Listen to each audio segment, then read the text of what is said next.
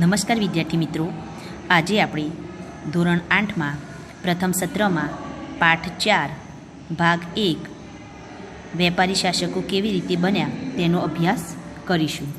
તો જુઓ, હું તમને એક પહેલાં વાર્તા કહું કે તમે વાંદરા અને બિલાડીની વાર્તા તો તમે સાંભળી જ હશે કે બે બિલાડીઓ ઝઘડતી હતી, કે એક રોટલી માટે બે બિલાડી ઝઘડતી હતી. તો વચ્ચે વાંદરો ભાઈ આવ્યા અને વાંદરા ભાઈએ શું કર્યું કે એ બંનેને એમ કહ્યું કે લાવો હું તમને સરખા ભાગે આપું. તો સરખા ભાગે એક ત્રાજવું લાવ્યા અને સરખા ભાગે આપવા માટે એમને શું કર્યું, તો એમને ત્રાજવામાં બંને બાજુએ ટુકડો ટુકડો રોટલીનો મૂક્યો. પછી શું થયું, જે ત્રાજવું નમતું હતું એમાં એક બટકું ભરતા. આ રીતે કરતાં કરતાં વાંદરોભાઈ બધી રોટલી ખાઈ ગયા. તો બંને બિલાડીઓના હાથમાં કંઈ આવ્યું નહીં. તો એ વાર્તા ઉપરથી આપણને એક જાણવા મળે કે બે ઝઘડતા હોય એમાં ત્રીજો ફાઈ જાય. તો આ રીતે સેમ કર્યું હતું આપણા દેશમાં અંગ્રેજોએ, કે અંગ્રેજોએ પણ આ એક નીતિ કહેવાય, એક કૂટનીતિ કહેવાય. તો આવી જ નીતિ અંગ્રેજોએ આપણા દેશમાં અપનાવી હતી. તો એના વિશે આજે આપણે અભ્યાસ કરવાનો છે કે પહેલાં અંગ્રેજો આપણા દેશમાં વેપાર અર્થે આવ્યા હતા, વેપાર કરવા માટે આવ્યા હતા. ધીરે ધીરે વેપાર કરતાં એમને આપણા દેશ ઉપર રાજ કરવાનું શરૂ કરી દીધું. આ બધું કેવી રીતે થયું, તો એ આપણે હવે આ પાઠમાં જોવાનું છે કે એમની કૂટનીતિ, એમને કઈ કઈ એવી નીતિ અપનાવી કે જેનો ભોગ આપણા રાજા રજવાડાઓ બન્યા હતા. અને આ કૂટનીતિનો ભોગ બની અને આપણું દેશ આખું ગુલામીની જંજીરમાં જકડાઈ ગયું હતું. તો એ હવે આપણે જોઈએ કે 18મી સદીના અંતમાં ભારતમાં રાજનૈતિક ક્ષિતિજ ઉપર અંગ્રેજો એક નવી રાજશક્તિ તરીકે ઉભરવા લાગ્યા હતા.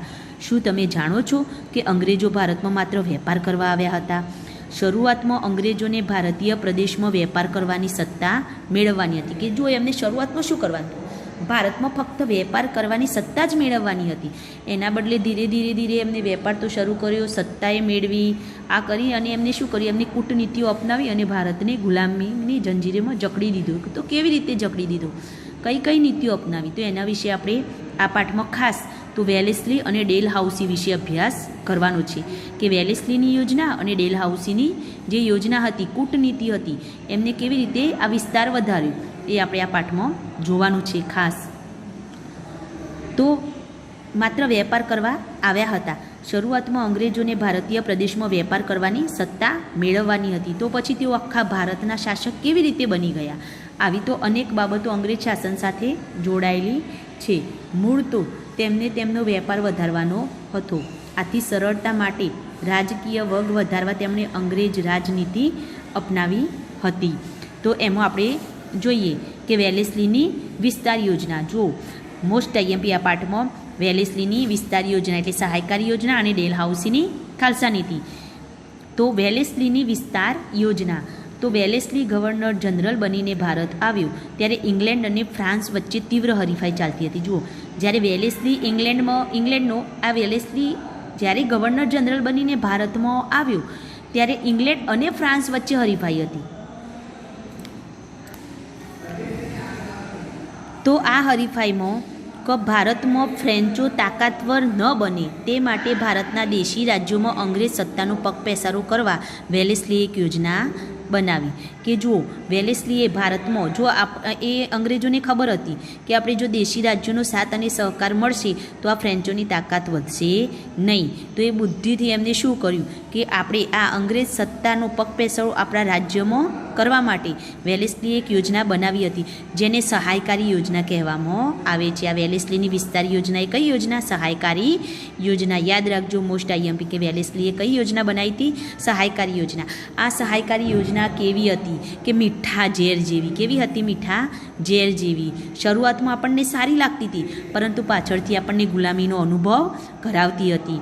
આ યોજના સ્વીકારનાર, જો આ યોજનામાં શું હતું, સહાયકારી યોજનામાં શું હતું કે જો કોઈ પણ રાજ્યનો રાજા આ યોજના સ્વીકારે તો સ્વીકારનાર દેશી રાજ્યોને પોતાના રાજ્યમાં એક અંગ્રેજ લશ્કર રાખવું પડતું. એટલે કે આપણા રાજાઓને એમ થતું કે આપણને સહાય માટે, સપોર્ટ માટે આપણને અંગ્રેજ લશ્કર મળ્યું, પરંતુ એ શું હતું, એ તેનો ઉપયોગ કરી શકતા ન હતા.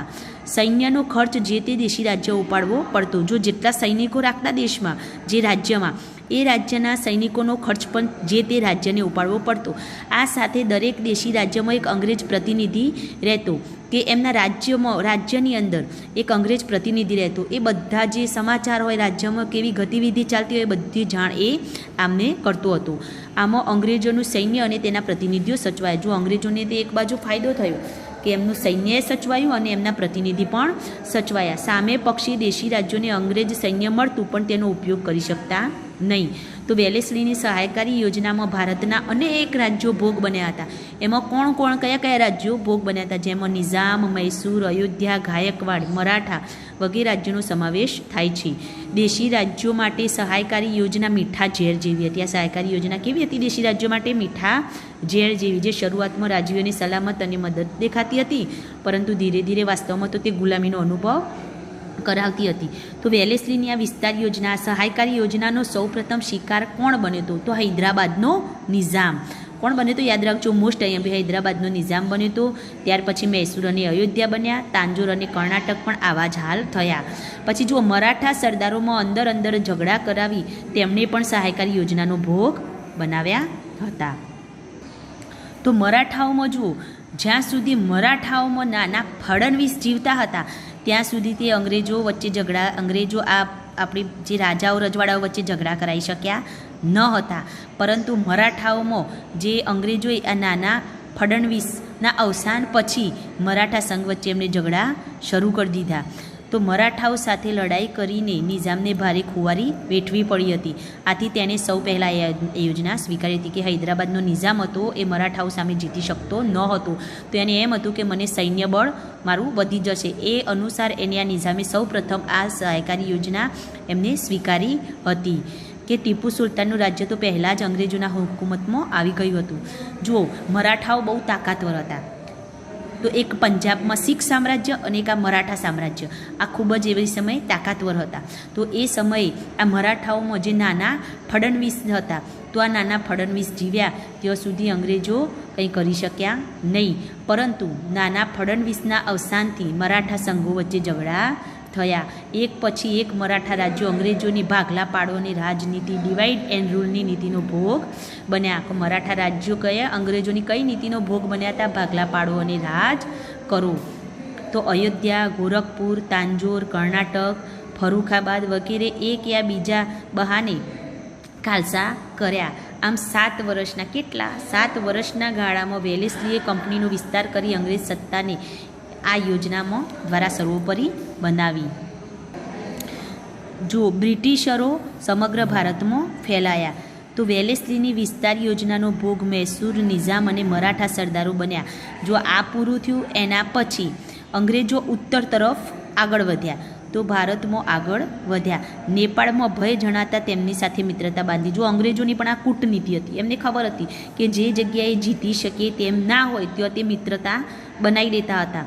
તો ત્યાર પછી અંગ્રેજોએ સરહદ ઉપર સંગ્રામ ખેલ્યો. શીખ મહારાજા રણજીતસિંહ સાથે મિત્રતા બાંધી. કારણ કે જો શીખ સામ્રાજ્ય એટલું મજબૂત હતું કે જ્યાં સુધી મહારાજા રણજીતસિંહ જીવ્યા ત્યાં સુધી શીખોમાં અંગ્રેજો માથું મારી શક્યા નહીં. તો આ રીતે જે મહાન, બળવાન, તાકાતવર હોય એનાથી અંગ્રેજો શું કરતા? મિત્રતા બાંધતા અને એના મૃત્યુની રાહ જોતા હતા. તો મહારાજા રણજીતસિંહ સાથે મિત્રતા બાંધી અફઘાન વિગ્રહમાં જીત મેળવી. સિંધમાં પણ સત્તા સ્થાપી. શીખોની વધતી જતી તાકાત જોઈને અંગ્રેજોએ શીખ સામ્રાજ્ય હડપવાની કોશિશ કરી. પરંતુ જ્યાં સુધી પંજાબમાં રણજીતસિંહ રાજ્ય હતું ત્યાં સુધી તેમાં સફળતા મળે તેમ ન હતી. આથી મહારાજા રણજીતસિંહ સાથે દોસ્તી રાખી.